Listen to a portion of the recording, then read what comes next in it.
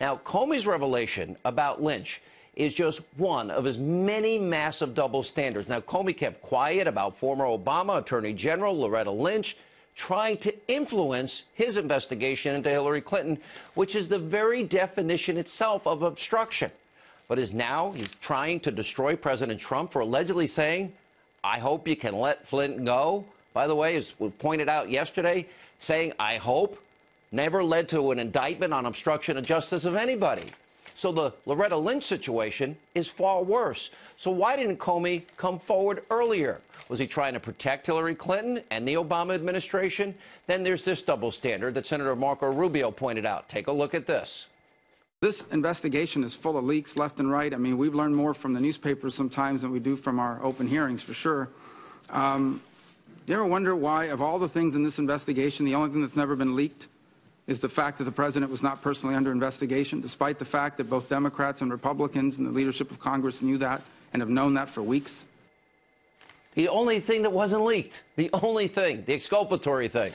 Anyway, Comey had told the president 3 times that he wasn't under investigation. So why couldn't Comey have let you, the American people, know that truth? Instead, Comey, he sat by, he watched Democrats, he watched the destroy Trump propaganda media endlessly push in advance their black helicopter tinfoil hat conspiracy theories about Russia collusion with Trump in the campaign, which we've now found out is completely untrue. Comey let this liberal, insane feeding frenzy spiral out of control for months. But if you remember back in June of last year, he felt compelled to publicly clear Hillary Clinton of wrongdoing for her email server, despite the fact that she had top secret, that's right, top secret, special access program, classified information on that email server. And we can't forget that up to 5 foreign government agencies hacked into that server and likely have everything on that server. Now, Comey doesn't care about the Constitution, as I've been telling you. He doesn't care about equal justice under the law, the equal application of the rule of law. And he proved that by not doing anything about Hillary's emails. Obvious felonies were committed in this case. And, of course, he didn't investigate the Clinton Foundation. Uranium One deal. 20% of America's uranium are in the hands of Vladimir Putin, and the Clinton Foundation got millions from people associated with that deal. So here's the bottom line tonight when it comes to J. Edgar Comey. He is a skilled political operative who navigated his way to the top of the deep state by doing whatever's necessary. It's why I gave him the new name, J. Edgar Comey. Here with reaction from the American Center for Law and Justice, Jay Sekulow, the founder of Skybridge Capital, Anthony Scaramucci, and Fox News host, former defense attorney Greg Jarrett. Jay, let's start with you, and more importantly, let's go over these issues in terms of the legality. U.S.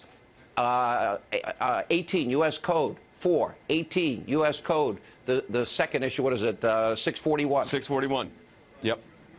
So, look, I mean, Greg has done a great job of reporting on 18 U.S.C. 4, and it has been exactly correct, and that is, if the then director of the FBI thought that, in fact, the President of the United States was obstructing justice, he had an affirmative obligation to go to the Department of Justice to at least have a file open and report this. It's an affirmative requirement. If you don't do it, it's a crime. So, obviously, he did not think there was obstruction of justice. That's number one. Number two, let's look at what took place here. The director of the Federal Bureau of Investigation has a meeting with the President of the United States. He takes notes from those meetings. He does not release them to anyone purportedly at that time.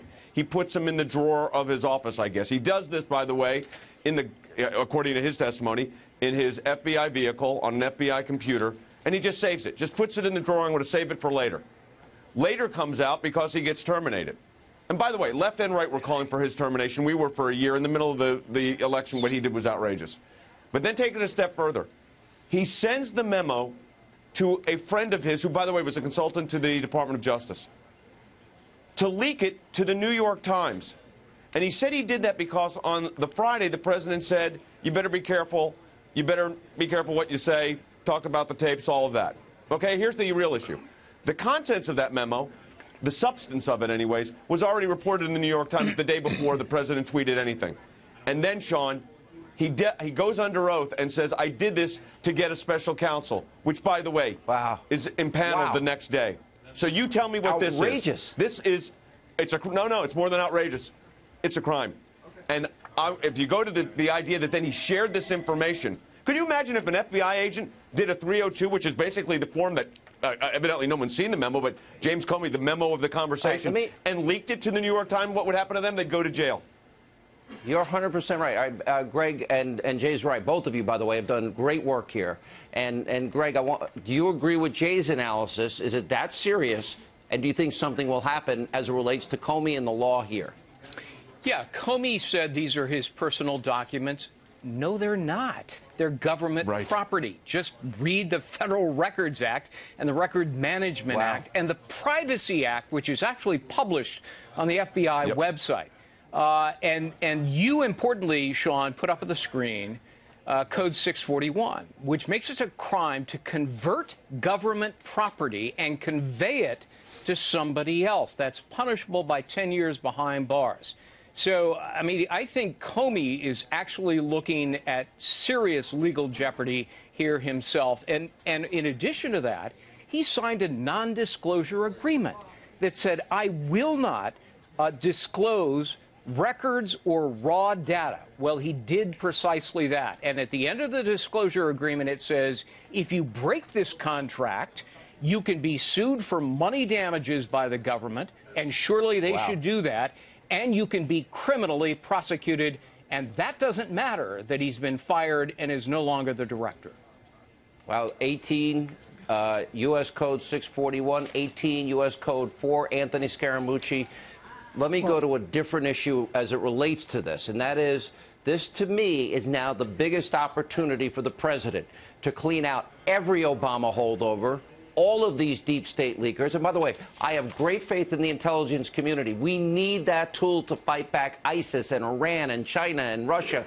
Very key. But for those that have been abusing and using as a political weapon or weaponizing our intelligence gathering, they all have to be weeded out, and they need to be gone sooner than later, and some of them prosecuted.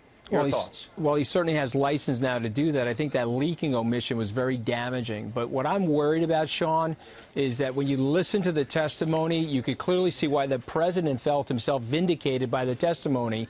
But then minutes after the testimony, the mainstream media drops this cloud and fog around the situation. The front page of the New York Times today was the most disturbing. It was totally disconnected, Sean, from what actually happened in the testimony. And so what I'm worried about... Did you actually read that, Anthony? No, I glanced at it in the gym, Sean, okay? I had to look at it this morning at 6:30. No, I didn't. I had a little bit of vomit in my mouth. But the point that I'm making is that these guys surround the narrative and they try to change it on the president. And I think this is something the president is justifiably upset about.